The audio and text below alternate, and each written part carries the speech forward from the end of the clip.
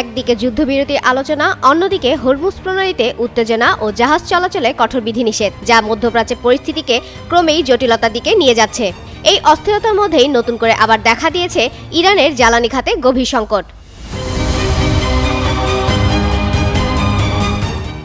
গত ১৩ এপ্রিল থেকে ইরানের বন্দর ও হরমুজ প্রণালীতে যুক্তরাষ্ট্রের নৌ অবরোধ তেহরানকে চাপে ফেলেছে।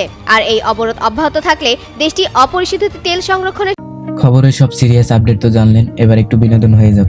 ঘুরে আসুন আমাদের চরবিজয় গ্রুপ চ্যানেল থেকে। এই ভিডিওর ডেসক্রিপশন বক্সে আমাদের চ্যানেলের লিংক আছে, এক ক্লিকে গিয়ে দেখে আসুন। দ্রুত শেষ হয়ে যেতে পারে বলে ধারণা করছেন সংশ্লিষ্টরা। তথ্য বিশ্লেষণকারী প্রতিষ্ঠান কেপলারের পূর্বাভাস অনুযায়ী আগামী ১২ থেকে ২২ দিনের মধ্যেই ইরানের মজুদের সব জায়গা পূর্ণ হয়ে যেতে পারে। একই সঙ্গে মার্কিন বাণিজ্যমন্ত্রী স্কট বেসেন্টও দাবি করেন, ইরানের প্রধান রপ্তানি কেন্দ্র খার্ক দ্বীপের সংরক্ষণ সক্ষমতাও দ্রুত সীমায় পৌঁছাচ্ছে।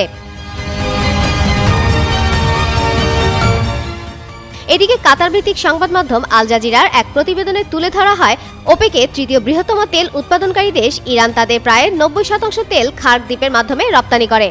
অবরোধের কারণে রপ্তানি বন্ধ থাকায় এই বিপুল পরিমাণের তেল এখন স্থলভাগ ও সমুদ্রের ট্যাঙ্কারে মজুত করা হচ্ছে। ১৩ থেকে ২১ এপ্রিলের মধ্যে দেশটির তেলের মজুদ ৬০ লাখ ব্যারেলের বেশি বেড়েছে এবং ২০ এপ্রিল নাগাদ খার্ক দ্বীপের ট্যাঙ্কারগুলো প্রায় ৭৪% পূর্ণ হয়ে গেছে। ফেব্রুয়ারির শেষ দিকে ইরান ও ইসরায়েলের মধ্যে শুরু হওয়া সংঘর্ষ এই সংকটে পটভূমি তৈরি করে। সংঘাতের জেরে ইরানের বিপ্লবী গার্ড বাহিনী হরমুজ প্রণালীতে কঠোর নিয়ন্ত্রণ আরোপ করে এবং বিদেশি জাহাজ চলাচলে বিধিনিষেধ দেয়। এর প্রতিক্রিয়ায় যুক্তরাষ্ট্র সমুদ্রপথে ইরানের তেলবাহী জাহাজগুলোর উপর নজরদারি ও নিয়ন্ত্রণ জোরদার করে।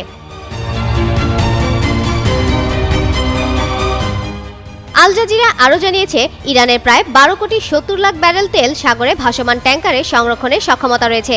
তবে উৎপাদন কমানো বা বন্ধ করা ইরানের জন্য ঝুঁকিপূর্ণ সিদ্ধান্ত হতে পারে। এতে তেল ক্ষেত্রে ক্ষতি এবং ভবিষ্যতে উত্তোলন ব্যয় বেড়ে যাওয়ার আশঙ্কা রয়েছে। যদিও ভাসমান মজুদ থেকে স্বল্প মেয়াদে কিছুটা স্বস্তি মিলতে পারে, তবে দীর্ঘমেয়াদে এই সংকট ইরানের অর্থনীতি ও বৈশ্বিক জ্বালানি বাজারে বড় প্রভাব ফেলতে পারে বলে মনে করছেন সংশ্লিষ্টরা।